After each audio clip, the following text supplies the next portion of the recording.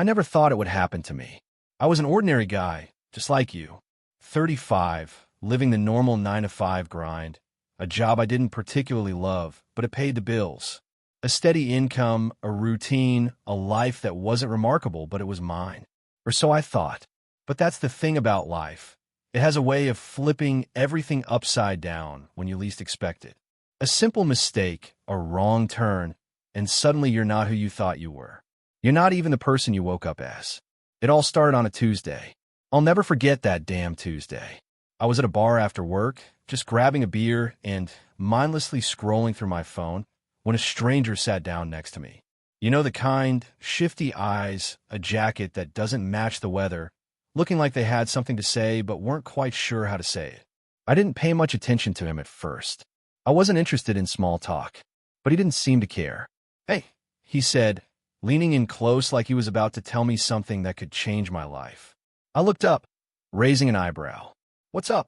He hesitated, and for a second, I thought he might turn and leave. But then, as if suddenly deciding he couldn't keep whatever secret he was carrying to himself, he spoke again. "You don't know who you are, do you?" I almost laughed. "What?" "Who I am. I'm Adam Smith, 35, an office worker. Pretty basic stuff."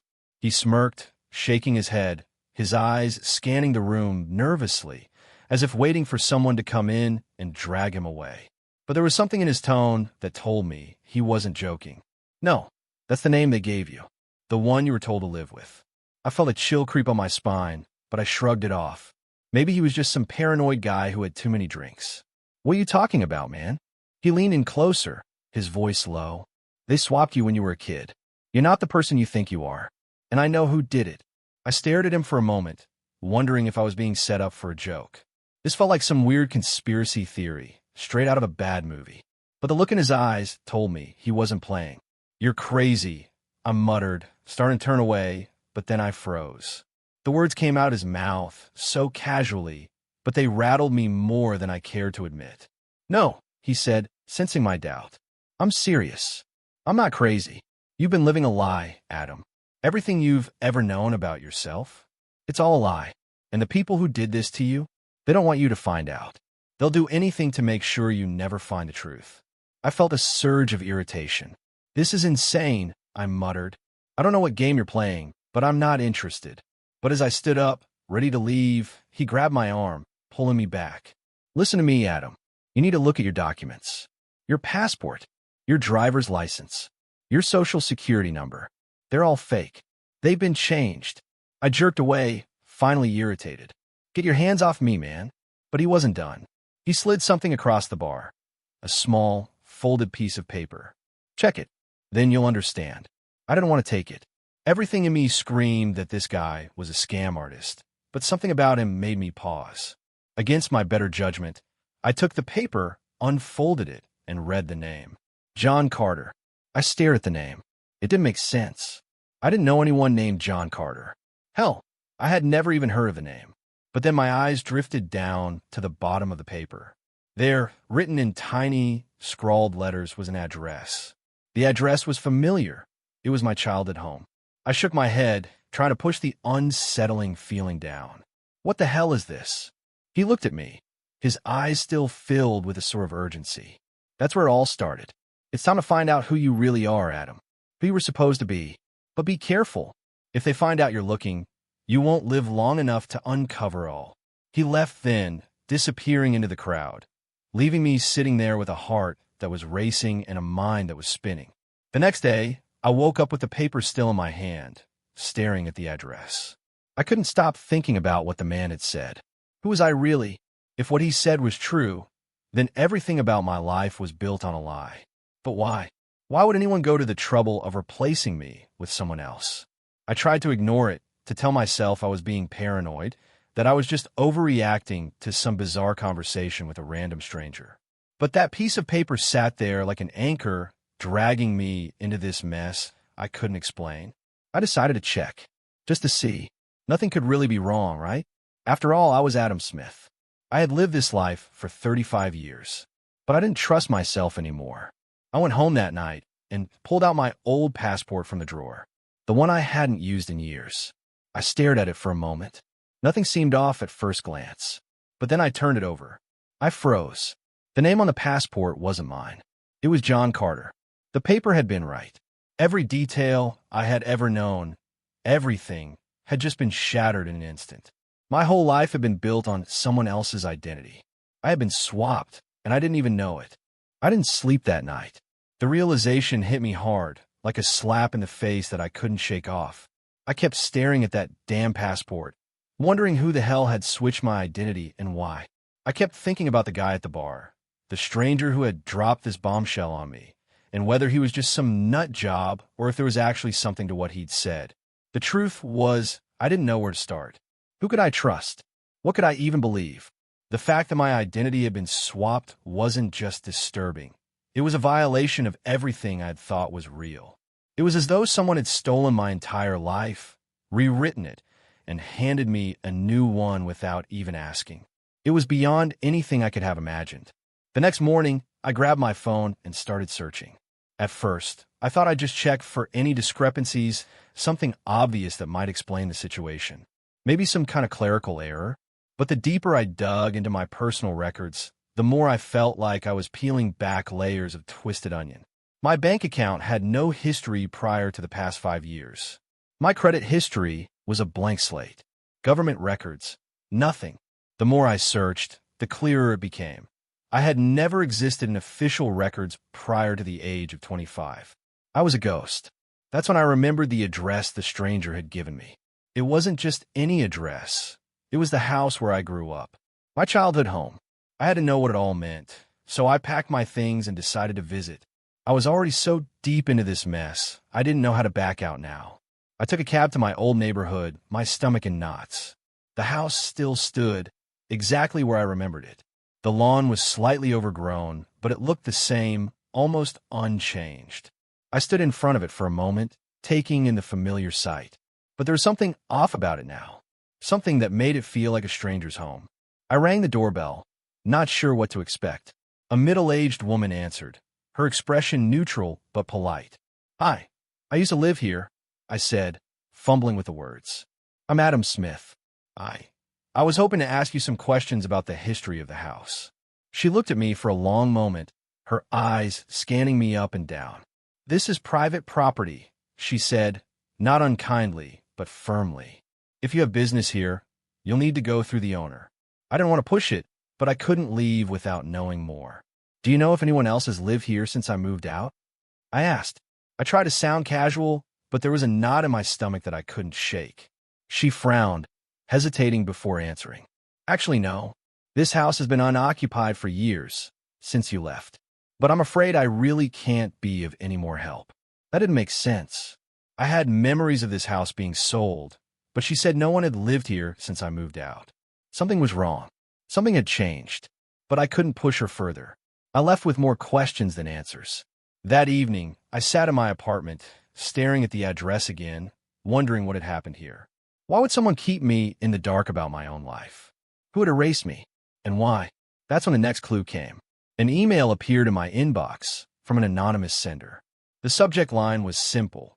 "It's time to find out the truth." I opened the email, my heart pounding as I read the short message. "You were never meant to know, but now you have to. Check the back of the old house's garage. The answers are there. Don't trust anyone." I stood up, panic surging through me. The back of the garage? What answers could be hidden there? Whoever was behind this, whoever had orchestrated my entire life, was still out there pulling strings. I grabbed my jacket and rushed out the door. The sun had already set by the time I reached the house again.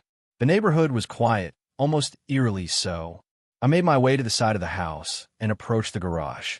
My breath was coming fast now, my hands clammy. I didn't know what I was hoping to find. Maybe just some clue, something to make sense of the chaos in my mind. I reached the back of the garage, my heart in my throat. The garage was dark, but there was a small rusted lock on the door that seemed out of place. I pulled at it, trying to get a better look at the latch. It opened easily, and I stepped inside, the musty smell of the garage filling my nose. As my eyes adjusted to the dim light, I scanned the room, looking for anything unusual. That's when I saw it, behind a stack of old boxes, a small metal box, barely visible. I pulled it out carefully, as if it were fragile. The lock clicked open easily, and inside I found something that made my blood run cold. There were files. My files. Documents that detailed my life before the age of 25, the life I never knew. There were photographs of me as a child, but there was something wrong about them. Faces I didn't recognize, and some that had been scratched out. The papers were filled with names, dates, and places I couldn't place. And there, at the bottom, was a letter addressed to me, but signed with a name I didn't know. I ran my fingers across the paper, feeling the words burn into my mind. You were never meant to remember. But now that you know, there's no going back. We've been watching you. Your past is our control, and you will never be free. My heart raced as I reread the letter, feeling the weight of the words settle in. This wasn't just some coincidence. My life, my very identity, had been orchestrated, and I was the puppet. But the more I read, the more I realized something even darker. Whoever had been behind this wasn't done yet. They were still out there, and they had no intention of letting me walk away. Suddenly, the garage door slammed shut behind me. The air outside was thick with anticipation. My mind raced as I replayed everything I had uncovered. The documents, the letter, the evidence of my life being manipulated by people I'd never met. But there was still so much I didn't understand. I had no answers, no clue who was behind this or why it had all happened. I had to meet someone who could give me those answers. I couldn't go in blind. I needed help. The email had said, "Don't trust anyone," but at this point, I had no choice. I needed to take a risk. That's why I arranged to meet with John Carter, a name I had found buried in the files I discovered in the garage. He wasn't just a name.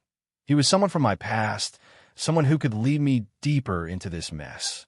The address was in the city, in a small, abandoned-looking diner that seemed to have been forgotten by time. When I arrived, I walked through the door and scanned the room. It was practically empty, save for a lone man sitting in the corner booth. I could tell immediately it was him, John Carter. His face was weathered, like someone who had lived 1,000 lives in a few short decades. His eyes followed me as I walked towards him, his fingers idly turning a mug in his hands. He didn't smile when I sat down across from him, but there was a look of recognition in his eyes. He knew I was coming. "You've been digging, haven't you?" he asked, his voice low, almost like a whisper. I didn't need to ask what he meant. "You knew I would," I said, trying to sound confident, but the weight of everything I had uncovered was already taking its toll. Why the hell has my life been erased? Who did this to me? John leaned back in the booth, glancing around as if checking for eavesdroppers. The diner's neon lights flickered above us, casting an eerie glow on his tired face. "Because you're not supposed to remember," he said, his eyes darkening. "You were a part of something bigger than you realize." "Who's behind it?" I pressed. "Why me? Why was my life swapped?" John sighed heavily, setting the mug down with a soft thud. "Your real parents, they were important. They were connected to people who run things from the shadows. People you'd never believe had the power to erase you." He paused, eyes narrowing. "Your life was exchanged because your parents were too dangerous. You were a target even before you could understand it." "Dangerous?" I whispered, unable to fathom what he meant. "What did they do?" John's gaze darkened even further, as if recalling memories he didn't want to share. "They were part of a larger game. The game that controls politics, economics, everything. There are powerful forces at play, Adam. And you, whether you like it or not, are caught in the middle of it all." I felt a cold shiver run down my spine. My life had been a pawn in some larger game. This wasn't just some random mix-up. This was deliberate. I wasn't some accidental victim. I had been chosen. I opened my mouth to ask more, but before I could say anything, the door to the diner slammed open, cutting me off. Two men in dark suits walked in, their eyes scanning the room. They didn't look like the kind of people you want to meet on any day, let alone on the one where you're already sitting across from a stranger who knows your life has been erased. John's expression shifted from serious to worried in an instant. He stood quickly, his movements swift and precise. "You need to get out of here. Now," he said urgently. "Who are they?" I asked, rising to my feet as the two men slowly moved toward us. "They're the ones who've been keeping tabs on you. They don't want you digging anymore, John muttered, already moving toward the back exit. Get to the car I left for you. I'll handle this. But I wasn't about to back down now. The situation had gone from confusing to life-threatening in a matter of seconds, and I wasn't going to let these men intimidate me. I turned to face them as they got closer. The first man was tall, his face expressionless, with a cold, calculating look in his eyes. The other was smaller, but his posture radiated authority, like someone who had been given orders to get the job done, no matter what it took. I'm not going anywhere, I said, my voice shaky, but louder than I expected. Not until I get some answers. The tall man smirked, his hand resting on his holstered gun. You're not in control here. Not anymore. Before I knew it, the smaller man lunged forward, grabbing my wrist and twisting it behind my back with a force that sent pain shooting through my arm. I gritted my teeth, refusing to show any weakness, but the man was strong. You're coming with us, he growled. No more questions. I had no choice but to struggle, my heart pounding as the man pulled me toward the door. But just as the second man took his step forward to follow, there was a loud crash, and the glass doors of the diner exploded inward. A black SUV screeched to a halt outside, the tires screaming as it skidded across the wet pavement. A single figure stepped out, a woman in a leather jacket, her face partially covered with a scarf. She pulled a gun from her holster and fired a warning shot into the air. You're not taking him anywhere, she shouted, her voice fierce. The two men froze, momentarily confused by the unexpected arrival.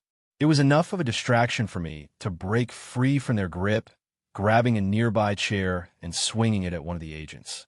The man stumbled back, but it was only a momentary reprieve. The woman's voice cut through the chaos. Get to the car now. I didn't think twice. I bolted for the back exit, sprinting into the alley where a black SUV was waiting. The door opened, and I jumped in, the woman following close behind. As the engine roared to life, I looked back toward the diner, watching the two men struggle to regain control. The woman didn't say anything as we sped off into the night.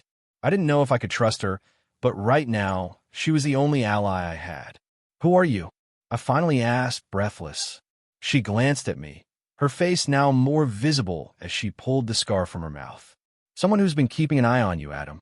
I'm here to help you finish what you started. I stared at her, still unsure. Why? Why help me? Because you're not the only one who's been manipulated. And if you don't figure this out, there will be more people like you, people with stolen lives. My mind raced, everything clicking into place. There were more people out there like me, more people who had been erased. And the truth was far bigger than I could have ever imagined. I didn't know if I could trust her. She had saved me, yes, but I still didn't know who she was or who she worked for. Her sudden appearance had saved my life, but it also raised more questions than answers. As the SUV raced through the streets, I glanced at her, trying to make sense of everything. Who are you? I asked again, trying to sound calm, but the truth was I was terrified. And why are you helping me? She didn't answer right away. Instead, she kept her eyes on the road, her hands steady on the wheel as she maneuvered through the city streets. The night outside was a blur of lights and shadows. You're asking the wrong question, she said finally, her voice hard but tinged with something that sounded like sympathy. What you should be asking is why they did this to you, why they erased your identity, and more importantly, why they're still after you. I didn't have an answer to that, but I had a hell of a lot of questions. Who were they? Who had made this decision for me? And why did I matter enough for them to go to such lengths? I stared out the window, my thoughts spinning. The woman seemed to sense my confusion and frustration. Look, we don't have time to explain everything, she said, her voice quick and urgent. They're going to be coming after you, and I don't want to see you end up like the others. You're in over your head, and you don't have a choice. You need to understand something. This goes deeper than you can imagine. There's a whole network of people involved. Powerful people. They won't stop until they have everything under control. I clenched my fists, trying to make sense of her words. What network? What's happening to me? What's happened to my life? She glanced over at me briefly, her expression unreadable. You were part of something, a larger game. They took your life, erased your past, and replaced it with a new one. You were supposed to be a tool, a pawn in a much bigger game. But you started to ask the right questions. Now, they want to silence you before you figure out who you really are.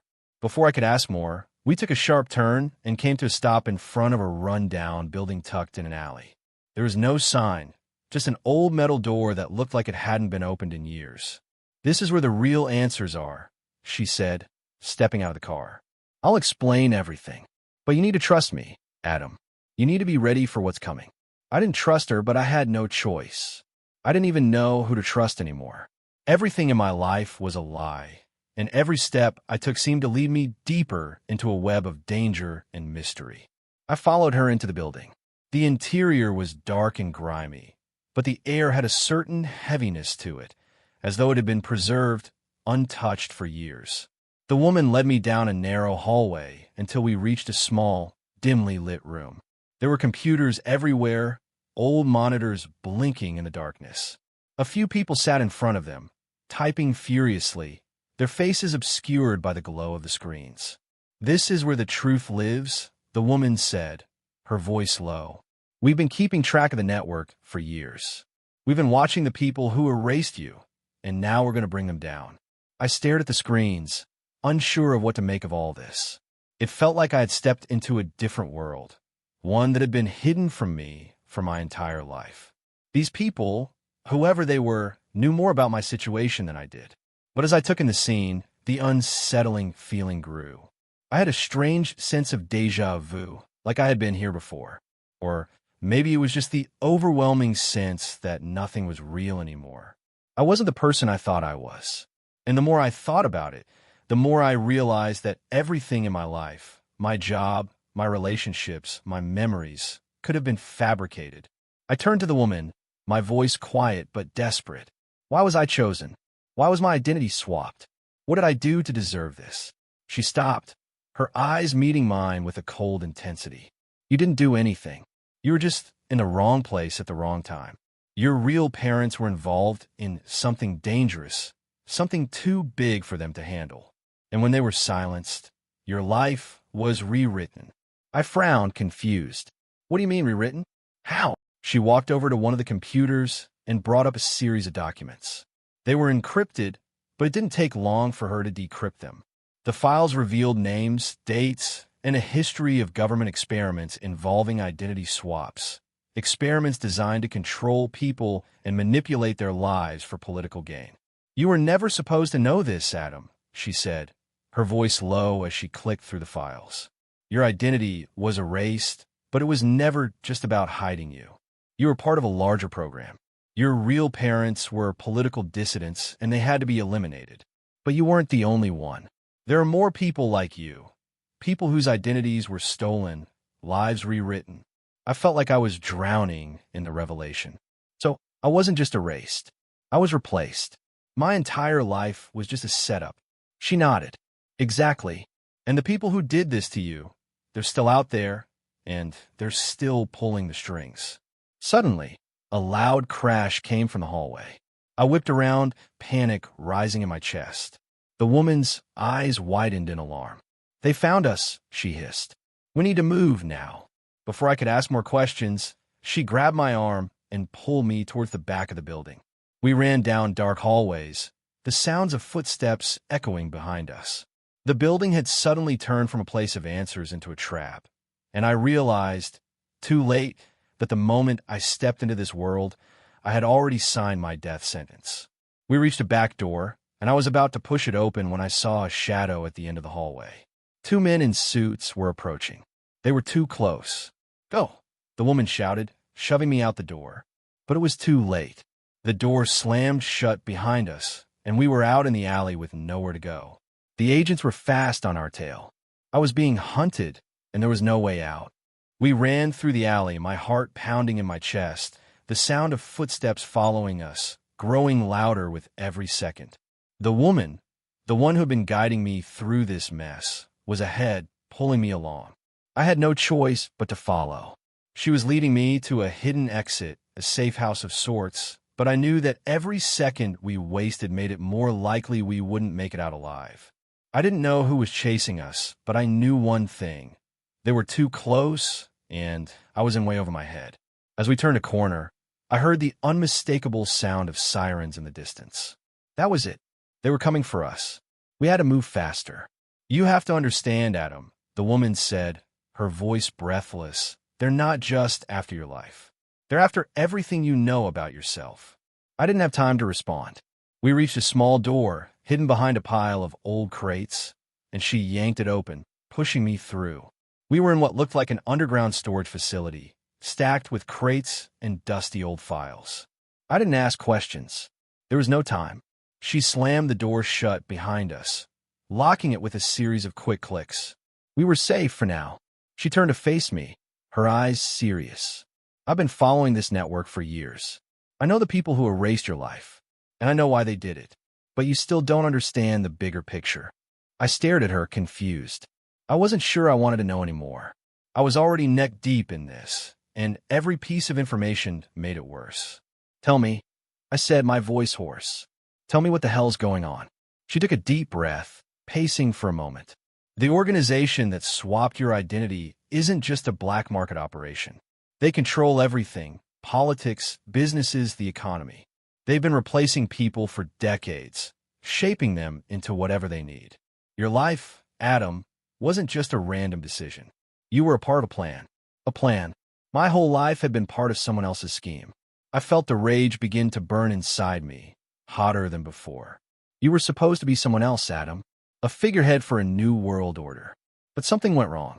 They made a mistake with you. You weren't supposed to remember. You weren't supposed to dig into the past. I didn't know if I should be relieved or furious. So you're saying this whole life, everything I thought I knew was scripted? She nodded. Yes. Your identity swap wasn't just to protect you from something. It was to protect them. They needed you to be a blank slate, someone who could be controlled. But something went wrong. They lost control of you. So what now? I demanded, stepping closer. What do I do? How do I stop them? She glanced at the door, then back at me. We expose them. We take down the people responsible for this. But it's not going to be easy. The system is still in place. They're still watching. Just then, the sound of footsteps outside the door made my blood run cold. They found us, she whispered.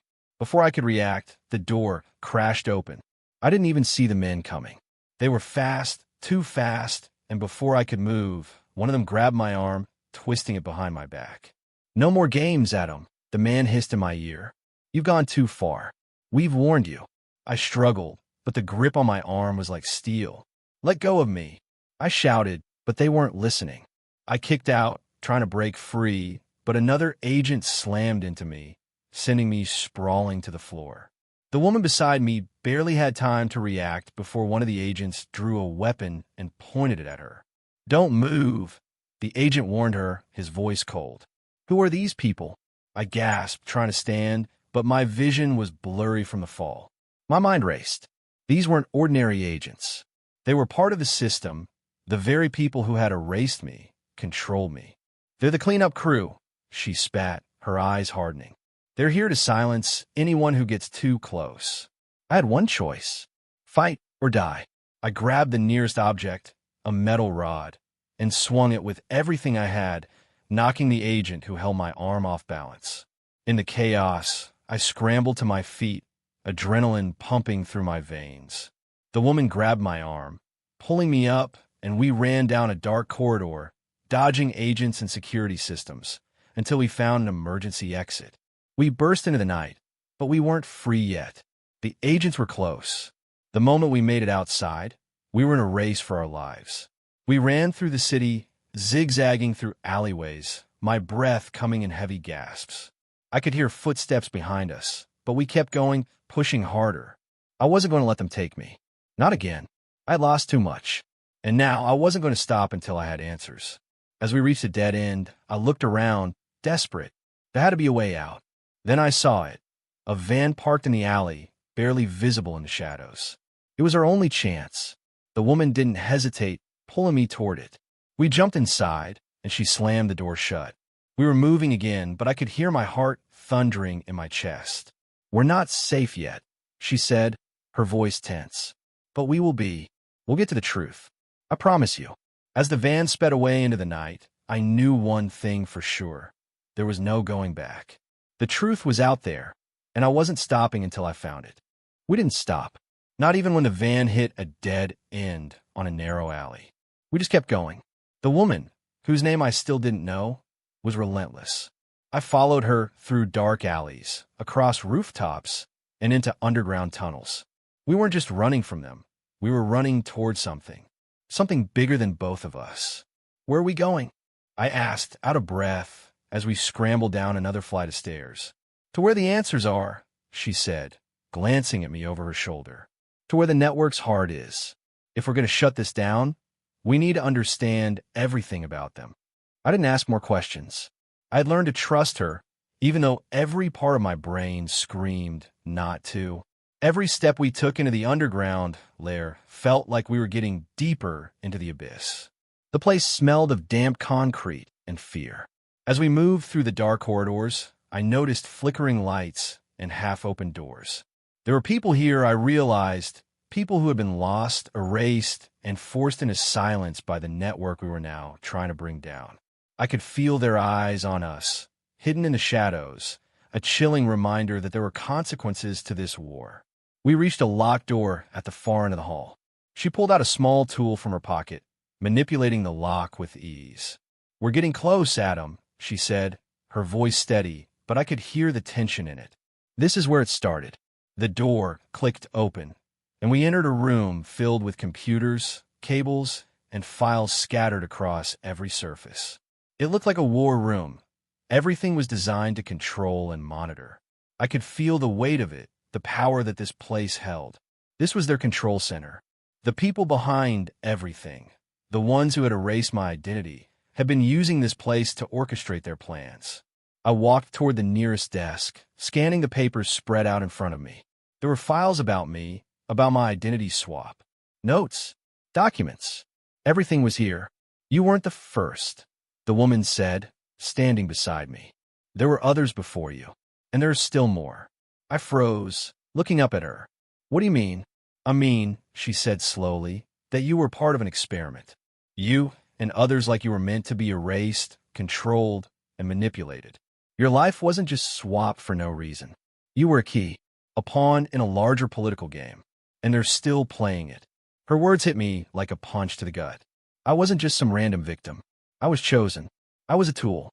"I don't understand," I muttered, pacing back and forth. "Why me? Why this?" "Because you were a threat," she said. "A threat to something much bigger than you realize. And the people who took you, they have power. Power that goes beyond countries and governments." I didn't know what to believe anymore. Everything I had known about myself had been ripped away in an instant. Who was I really? But as I looked around the room, at all the evidence, everything clicked into place. This was why they had erased me, why they had done the same to so many others. And now, it was up to me to stop it. "We need to destroy this place," I said, my voice hard. "Burn it to the ground." She looked at me with a slight nod. "You're right, but we can't do this alone. They'll come after us the moment they realize what we're doing. We need to hit them where it hurts." The plan was simple. We were going to wipe out their entire operation. But it wasn't going to be easy. The people behind this were powerful, and we were still being hunted. We spent hours in the war room, downloading files, copying everything we could find about the network. I learned more about my true identity in those hours than I had in my entire life. I wasn't just erased. I was created. My life had been engineered. My true family had been eliminated. All of it, my job, my memories, my entire existence, had been controlled by someone else. But now it was time to break free. We were going to destroy everything they had worked for. Just as I was about to finish downloading the last of the documents, a loud bang echoed from behind the door. The sound of boots on the ground. They were coming. We didn't have much time. "We need to move," the woman said, grabbing the files we had collected. "Now!" I didn't hesitate. I followed her into the hallway, adrenaline surging through my veins. This wasn't just a fight for answers anymore.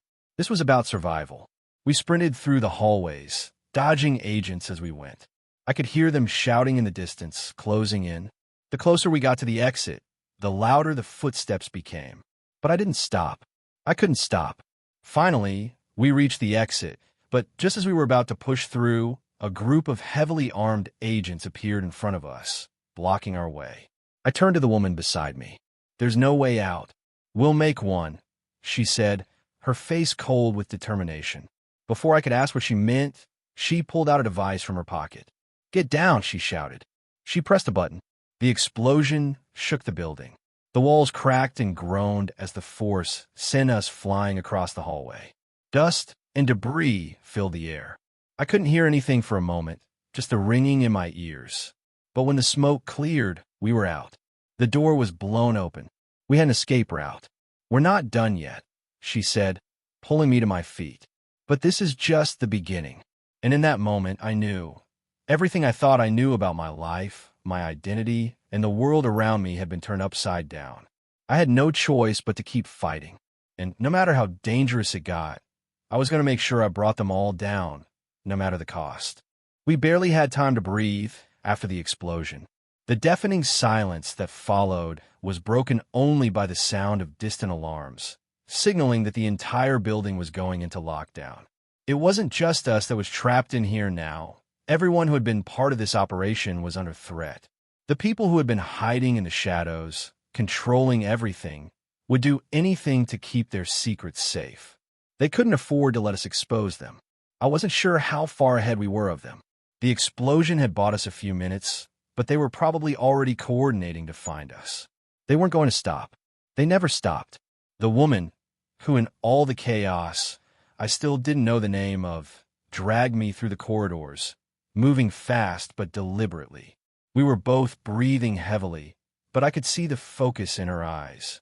This wasn't just about survival anymore. She was focused on something bigger. The plan hadn't changed. We were still on the run, but there was more at stake now. Do you have a plan? I asked between breaths, my mind still spinning from the blast and the chase. Her lips pressed into a thin line, but she didn't answer immediately. Instead, she led me through a series of narrow hallways, every step taken in absolute silence. I glanced back over my shoulder, expecting to see an army of agents coming after us at any second. Are we going to make it out of here? I asked, my voice tinged with doubt. She stopped, finally looking me in the eyes. We don't have the luxury of waiting for answers. We move forward, or they'll catch up. If they catch up, she trailed off, her face hardening. We're dead. That's not an option for me. And I'm pretty sure it isn't for you either. It was true. The more I thought about it, the more I realized just how deep this conspiracy went.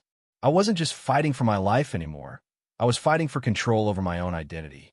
These people had taken everything from me, had rewritten my very existence, and I wasn't about to let them win. Not like this. We need to split up, she said abruptly, breaking my train of thought. Split up. I repeated, confused. That's your plan? Listen, she snapped, urgency in her voice. If we stick together, we're both going to be caught. I'll take the east side. You take the west. There's a supply closet down the hall. You'll find another exit there. I'll keep them busy long enough to give you a chance. I wasn't sure I liked the idea of splitting up. I knew it was dangerous, but in this moment, there wasn't a better option. The woman had proven she was capable of holding her own. Still, the thought of facing down the forces we were up against alone made my heart race faster. Be careful, I said, my voice tense. I didn't want to say goodbye. Not yet. But she was already backing away, heading in the direction she had pointed out. I'll see you on the other side, she called over her shoulder. Then, just as quickly as she appeared in my life, she was gone. It was just me now, and the enemy. I moved quickly, feeling the weight of the situation crash down on me. Each step was calculated. Each corner I rounded felt like I was walking into a trap. The building was a maze of metal doors and echoing hallways, designed to disorient and confuse. But I couldn't afford to lose focus. I had to find my way out, and I had to survive long enough to expose this whole operation. I reached the supply closet as instructed, shoving the door open with a force that was more desperation than strength. Inside was an array of old boxes and dusty equipment. But there, in the corner, was a small exit hatch leading to a narrow alleyway. I didn't hesitate. I crawled through the hatch, landing roughly in the alleyway, and got to my feet. I was still reeling from everything I had learned.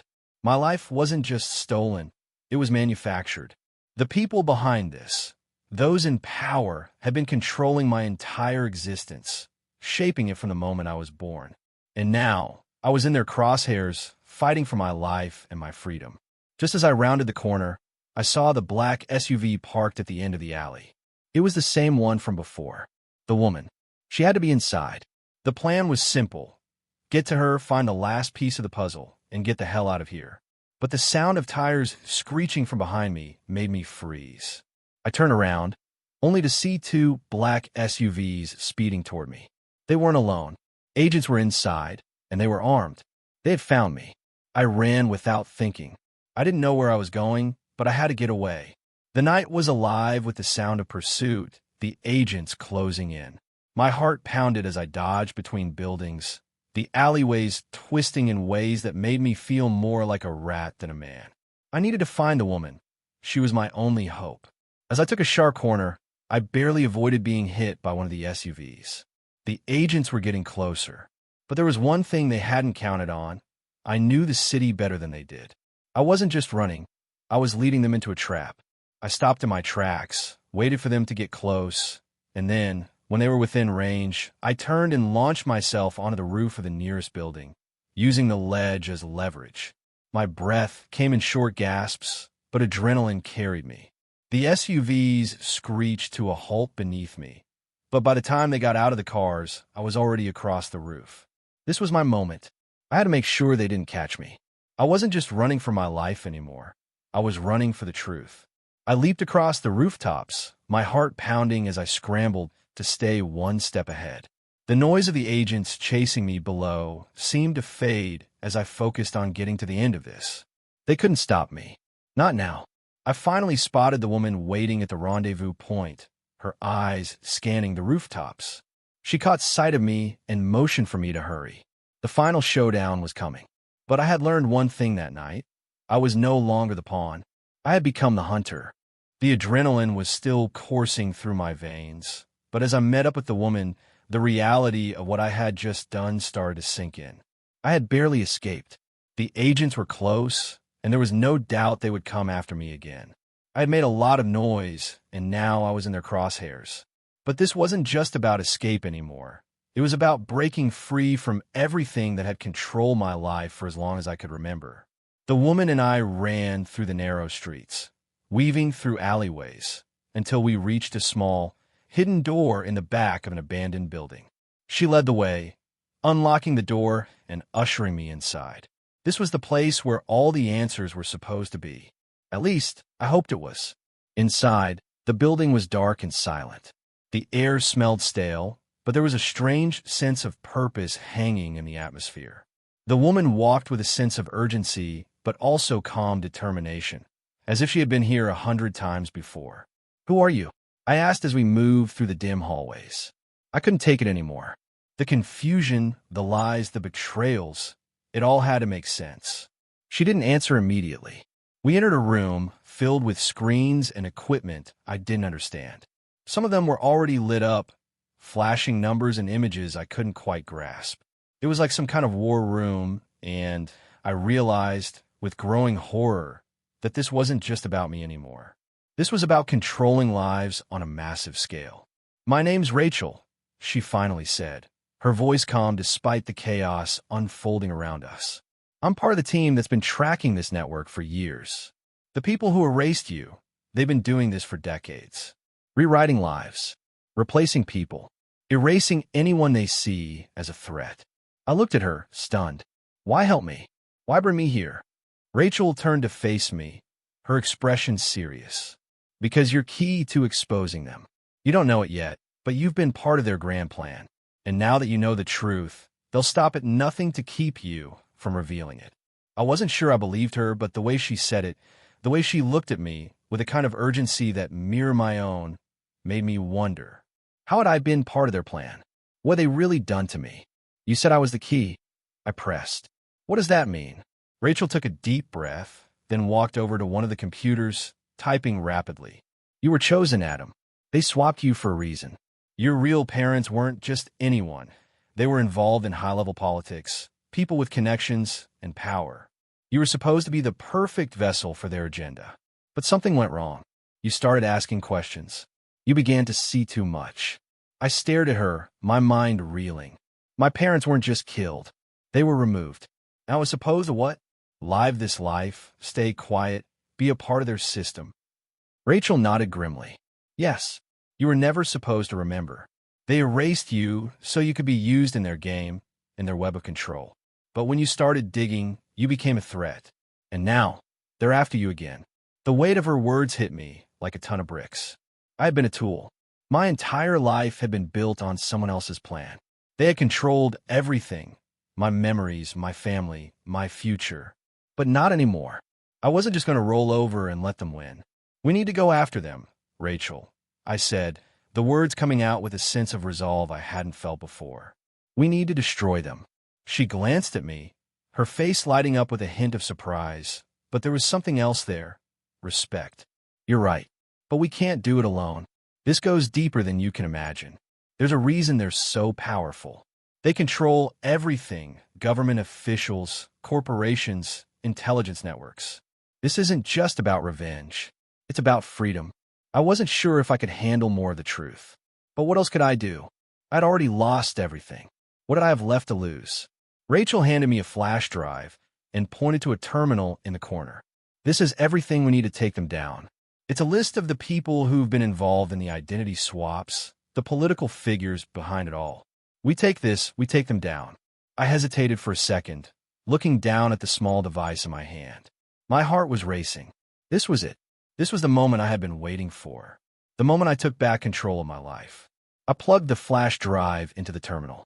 The screen flickered to life, and the documents and files began to fill the screen. Names, addresses, classified documents. All the evidence we needed to bring this whole operation to light. But just as I started scanning through the files, I heard a sound that made my blood run cold. The sound of boots pounding on the floor outside the room. They found us. Rachel hissed, her voice tense. We need to move. Now. We both ran to the back of the room, Rachel pulling open a hidden door in the wall. The noise grew louder, the footsteps echoing as more agents flooded the hallway. I wasn't sure how much time we had, but the urgency in Rachel's voice was all the confirmation I needed. We sprinted through the darkened corridors, and Rachel led me through another hidden door, this one leading into a sewer system, the smell of damp concrete and rust filling the air. I had no idea where we were going, but I trusted Rachel. If we stayed in that building, we were dead. Hold on, she said as we neared the exit. We're almost there. I could feel my heart in my throat, the adrenaline pumping through my veins. I didn't know what was waiting on the other side, but there was no turning back now. The truth was mine, and I wasn't going to stop until I exposed it to the world. The sewer tunnels felt like a maze. Every turn we took seemed to lead to another dead end. My breath was ragged, the sound of footsteps in the distance reminding me that we weren't safe yet. We had barely escaped the building, but I knew the agents wouldn't stop. They would follow us, track us, and do whatever it took to silence us. Rachel led the way, her pace steady and determined, but even she couldn't hide the edge of fear in her voice. We're almost there. We just need to get to the exit. It's in the next block. I didn't reply, my mind racing. My life had been a lie. Everything I thought I knew about myself, about my parents, was a manipulation. The people behind this, the network I'd been fighting against, they had erased me, they had erased my family, and I was nothing more than a pawn in their game. But now I had the evidence. I had everything I needed to bring them down. But was I ready for the truth? Could I handle whatever I was about to discover? We reached the end of the tunnel, and I saw a faint light ahead. I could hear the sound of rain pattering above us, the air fresh and cool compared to the stifling atmosphere in the tunnels. As we approached the exit, Rachel stopped abruptly. "Wait," she whispered, her hand grabbing my arm. "Something's wrong." I froze, my body tense. "What do you mean?" "I can't explain it," she said, her eyes darting around. "But I have a feeling we're being watched." Before I could respond, a low hum filled the air, and suddenly, a flash of light illuminated the area around us. A voice came from behind us, calm and cold. "You're too late." I turned around to see a man standing in the shadows, his face obscured by a black hood. He stepped forward, revealing a sleek black suit and an eerie calmness that sent a chill down my spine. I recognized him instantly. It was David Klein, a name that had appeared several times in the files Rachel had shown me. David Klein, I said, my voice shaking with a mix of anger and disbelief. You're the one behind all of this? David smiled, but it wasn't a friendly smile. It was more like a smirk, a knowing expression that only added to my frustration. You're the key to everything, Adam, he said, his voice smooth. You were never supposed to know the truth. But now that you do, it's far too late. You're nothing but a threat to the system. And the system has no place for people like you. Rachel took a step forward, ready to attack, but David raised his hand, signaling for her to stop. You're wasting your time, he said. I control everything. Your past, your present, your future. You can't escape the game. You were born into it.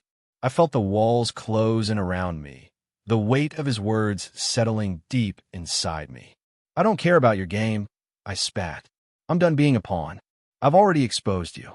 David laughed softly. Exposed us? Oh, Adam, you've only scratched the surface. You think you've uncovered the truth? You think you've destroyed the network? You have no idea how deep this goes. You're just one small piece in a much larger puzzle. I'll destroy all of it, I said, my voice a low growl. I'll burn it to the ground if I have to. David's eyes narrowed, his calm demeanor slipping for just a moment. You think you're the first to try? We've eliminated far bigger threats than you.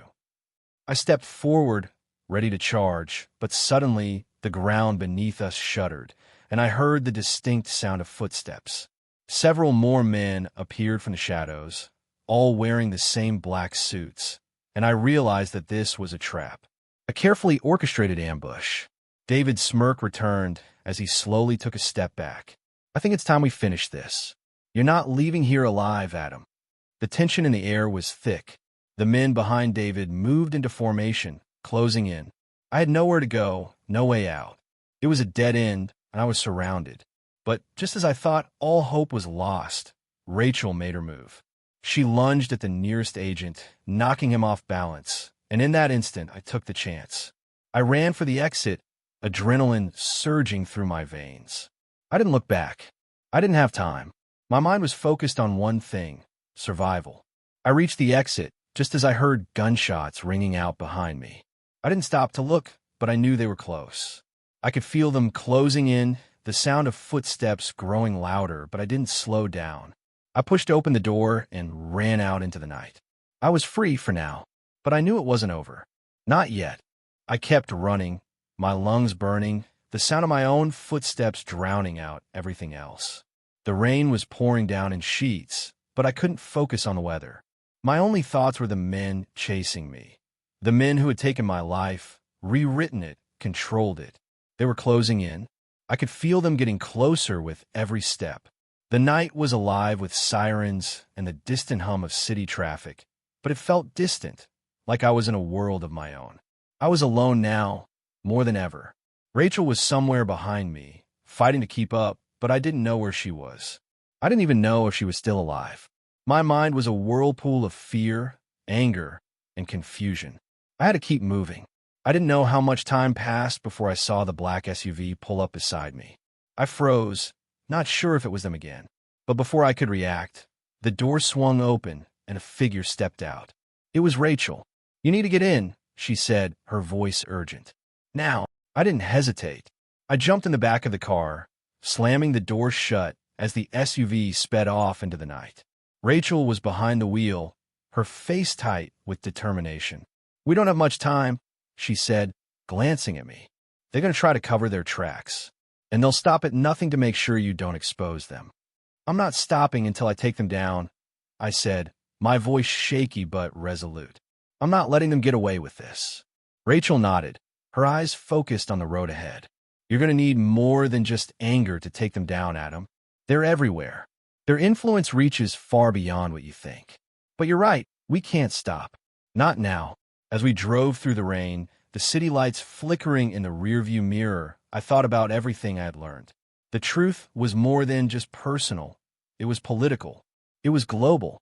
The network I had been trying to expose had ties to everything: corporations, governments, organizations, all working together to manipulate people's lives.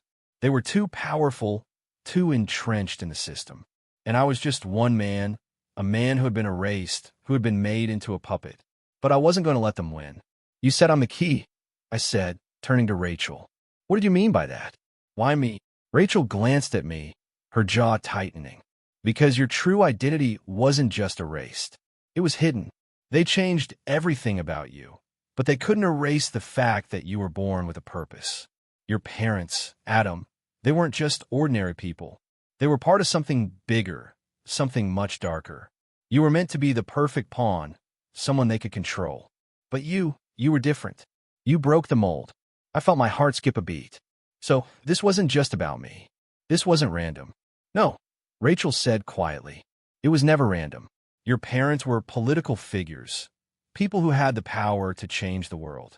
But they were a threat to the network, and they had to be dealt with. You were the result of their plan to replace them, to neutralize their influence. But you were never meant to be controlled.